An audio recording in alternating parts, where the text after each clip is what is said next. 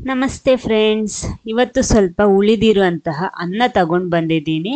ಸುಮ್ಗೆ ಇದನ್ನು ಬಿಸಾಡಬೇಕಾದ ಅವಶ್ಯಕತೆ ಇಲ್ಲ ಅಥವಾ ಪುನಃ ರೈಸ್ ಮಾಡಿಯೇ ತಿನ್ನಬೇಕಾದ ಅವಶ್ಯಕತೆ ಇಲ್ಲ. ಇದರಿಂದ ಒಂದು ಹೊಸ ರುಚಿ ಮಾಡೋಣ ಅಂತ ಬಂದಿದ್ದೀನಿ ಇವತ್ತು. ಇದು ನಮಗೆ ಬ್ರೇಕ್ಫಾಸ್ಟಿಗೂ ಮಾಡ್ಬೋದು, ಸಂಜೆ ಸ್ನ್ಯಾಕ್ ಆಗಿನೂ ಮಾಡ್ಬೋದು, ತೊಂದರೆ ಏನಿಲ್ಲ. ಇದಕ್ಕೆ ಯಾವುದೇ ಸೈಡ್ ಡಿಶ್ಶು ಬೇಡ. ನೋಡಿ, ಇಲ್ಲಿ ನಾನು ಸ್ವಲ್ಪ ಅನ್ನ ತಗೊಂಡ್ಬಿಟ್ಟು ಅದನ್ನು ಮಿಕ್ಸಿ ಜಾರಿಗೆ ಹಾಕ್ಬಿಟ್ಟು ಇನ್ನು ಇದನ್ನು ನುಣ್ಣಗೆ ರುಬ್ಬಬೇಕು. ನಾನಿಲ್ಲಿ 1 ಕಪ್ ಅನ್ನ ತಗೊಂಡಿರೋದು. 1 ಕಪ್ ಅನ್ನದಲ್ಲಿ ಮಾಡುವಂತ ನೋಡಿ ನುಣ್ಣಗೆ ರುಬ್ಕೊಂಡಿದ್ದೀನಿ. ಇದನ್ನೊಂದು ಮಿಕ್ಸಿಂಗ್ ಬೌಲಿಗೆ ಹಾಕ್ತಾ ಇದ್ದೀನಿ. ನುಣ್ಣಗೆ ರುಬ್ಬೇಕು, ಸ್ವಲ್ಪನೂ ತರಿ ಇರಬಾರ್ದು. ಆಮೇಲೆ ನೋಡಿ, ಒಂದು ಅರ್ಧ ಈರುಳ್ಳಿ, ಒಂದು ತುಂಡು ಶುಂಠಿ ಬೇಕು, ಆಮೇಲೆ ಹಸಿಮೆಣಸಿನಕಾಯಿ, ಕರಿಬೇವು ಇಷ್ಟನ್ನ ತಗೊಂಡು ಅದಕ್ಕೆ ಹಾಕಿದ್ದೀನಿ. ಆಮೇಲೆ ನೋಡಿ, ಶುಂಠಿ ತಗೊಂಡಿದ್ದೀನಿ. ಅದನ್ನ ನೋಡಿ ಸಣ್ಣಕ್ಕೆ ಜಜ್ಜಬೇಕು. ಈ ರೀತಿ ಕಲ್ಲಲ್ಲಿ ಹಾಕ್ಬಿಟ್ಟು ಜಜ್ಜುತ್ತಾ ಇದ್ದೀನಿ. ಬೇಕಿದ್ರೆ ನಿಮಗೆ ಶುಂಠಿ ಬೆಳ್ಳುಳ್ಳಿ ಪೇಸ್ಟನ್ನು ಹಾಕ್ಬಹುದು ಸ್ವಲ್ಪ. ನಾನಿಲ್ಲಿ ಶುಂಠಿ ಮಾತ್ರ ಈ ರೀತಿ ಜಜ್ಜಿಬಿಟ್ಟು ಹಾಕ್ತಾ ಇದ್ದೀನಿ. ನೋಡಿ, ಈ ರೀತಿ ಇದೆ. ಇದನ್ನ ಕೂಡ ಹಾಕ್ಕೊಳ್ಳಿ. ಅವಾಗೆಲ್ಲ ಮಸಾಲೆ ಹಾಕುವಾಗ ರುಚಿ ಇನ್ನೂ ಡಬಲ್ ಆಗುತ್ತೆ. ನೋಡಿ, ಈ ರೀತಿ ಇರುತ್ತೆ. ಇದನ್ನ ಹುಡಿ ಮಾಡಿ ಹಾಕಬೇಕು. ನೋಡಿ, ಎಲ್ಲ ಕೂಡ ಹಾಕ್ತಾ ಇದ್ದೀನಿ. ನೆಕ್ಸ್ಟ್ ಇದಕ್ಕಿರುವ ಮಸಾಲೆ ಎಲ್ಲ ಹಾಕೋಣ. ಮೊದಲು 1/4 ಟೀ ಸ್ಪೂನ್ ಅರಿಶಿನ ಹುಡಿ, ಅರ್ಧ ಟೀ ಸ್ಪೂನ್ ಅಷ್ಟು ಕೊತ್ತಂಬರಿ ಹುಡಿ, ಆಮೇಲೆ ಅರ್ಧ ಟೀ ಸ್ಪೂನ್ ಜೀರಿಗೆ,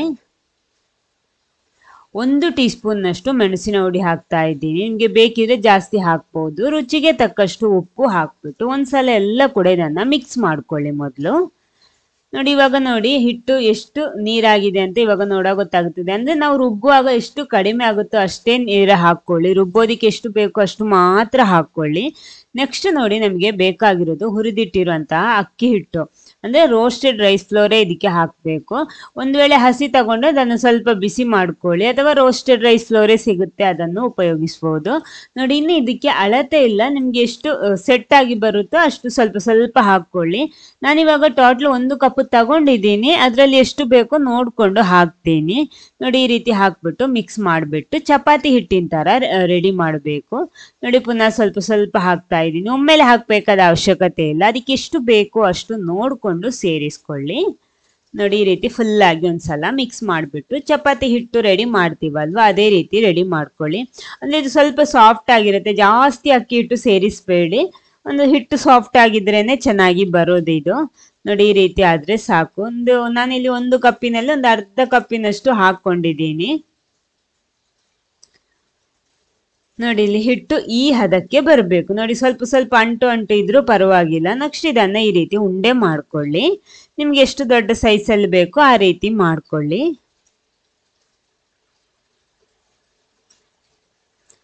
ನೆಕ್ಸ್ಟ್ ನಾನಿಲ್ಲಿ ಒಂದು ಬಾಳೆ ಎಲೆಗೆ ಸ್ವಲ್ಪ ಎಣ್ಣೆ ಸ್ಪ್ರೆಡ್ ಮಾಡ್ತಾ ಇದ್ದೀನಿ. ಯಾಕಂದ್ರೆ ನಾನಿಲ್ಲಿ ಬಾಳೆ ಎಲೆಯಲ್ಲಿ ಹಾಕ್ಬಿಟ್ಟು ಇದನ್ನ ತಟ್ಟುತ್ತಾ ಇದ್ದೀನಿ. ನಿಮಗೆ ಬೇಕಿದೆ ಅಂದ್ರೆ ನಾವು ಇಲ್ಲಿ ಹಿಟ್ಟು ಸ್ವಲ್ಪ ಸಾಫ್ಟ್ ಆಗಿಯೇ ಮಾಡಿರೋದು, ಆದ ಕಾರಣ ಚಪಾತಿ ತರ ಲಟ್ಟಿಸೋದಿಕ್ಕೆ ಸ್ವಲ್ಪ ಕಷ್ಟ ಆಗ್ಬಹುದು. ಚಪಾತಿ ತರ ಮಾಡ್ತೀರಾ ಮತ್ತು ಸ್ವಲ್ಪ ಅಕ್ಕಿ ಹಿಟ್ಟು ಸೇರಿಸ್ಬೇಕು. ನಾನಿಲ್ಲಿ ನೋಡಿ ಹಾಗೆ ಹಾಕ್ಬಿಟ್ಟು ಕೈಯಲ್ಲಿ ಎಷ್ಟು ತೆಳುವಾಗಿ ಬರುತ್ತೋ ಅಷ್ಟು ತೆಳುವಾಗಿ ಈ ರೀತಿ ಲಟ್ಟಿಸ್ಕೊಳ್ಳಿ.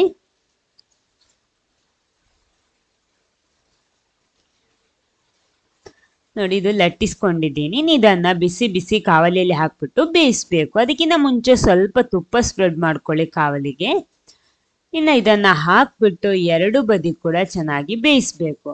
ಇಲ್ಲಿ ಬೇಯಿಸುವಾಗ ಒಂದು ಬದಿ ಸ್ವಲ್ಪ ಬೆಂದ ಮೇಲೇನೆ ತಿರುಗಿಸಿ ಹಾಕ್ಬೇಕು, ಇಲ್ಲಾಂದ್ರೆ ಅದು ಹರಿಯುವ ಚಾನ್ಸ್ ಇರುತ್ತೆ. ಯಾಕಂದ್ರೆ ಹಿಟ್ಟು ಸ್ವಲ್ಪ ಸಾಫ್ಟ್ ಆಗಿರುತ್ತೆ ಅಲ್ವಾ, ಆದ ಕಾರಣ.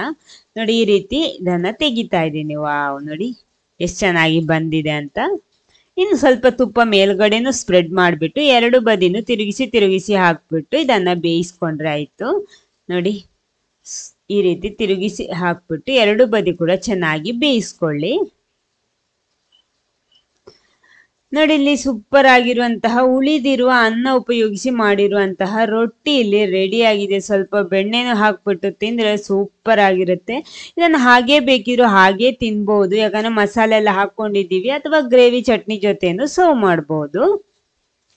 ಈ ವಿಡಿಯೋ ನಿಮಗೆ ಇಷ್ಟ ಆದ್ರೆ ಒಂದು ಲೈಕ್ ಕೊಟ್ಬಿಟ್ಟು ಎಲ್ಲರ ಜೊತೆ ಶೇರ್ ಮಾಡಿ. ಆಮೇಲೆ ನೀವು ಫಸ್ಟ್ ಟೈಮ್ ಚಾನಲ್ ನೋಡೋರಾಗಿದ್ರೆ ಚಾನಲ್ ಸಬ್ಸ್ಕ್ರೈಬ್ ಮಾಡೋದಿಕ್ಕೂ ಮರಿಬೇಡಿ.